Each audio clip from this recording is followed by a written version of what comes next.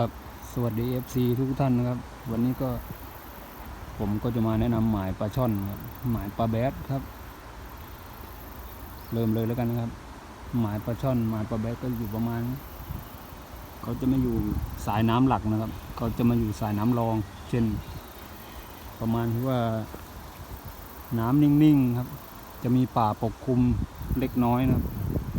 ป่าปกคลุมประมาณนี้อันนี้ไม่น้ำสายหลักนะครับอันนี้สายรองสายเล็กเขาก็จะมาพักข้างในนี่ครับปลาเล็กก็จะเข้ามาอยู่ในนี้เขาก็จะมาหาล่าปลาเล็กแบบนี้เลยครับมาไข่มาอะไรแบบนี้นะครับอันนี้เป็นหมายปลาช่อนครับปลาแบดปลาล่าเนื้อนะครับเป็นหมายที่ดีมากเลยนะครับแบบนี้ครับ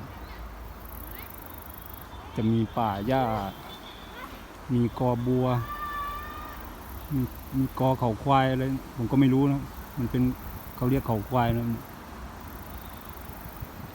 อาศัยว่ามาวางไข่มาหาล่าปลาเล็กอะไรประมาณนี้นะครับหมายแรกนะครับเดี๋ยวจะมีหมายต่อไปอีกนะครับครับนี่หมายที่สองหมายปลาช่อนหมายปลาแบดนะหมายนี้อย่างดีเลยนะครับมีเขากอเขาควายแล้วก็มีผักจอกผักแหน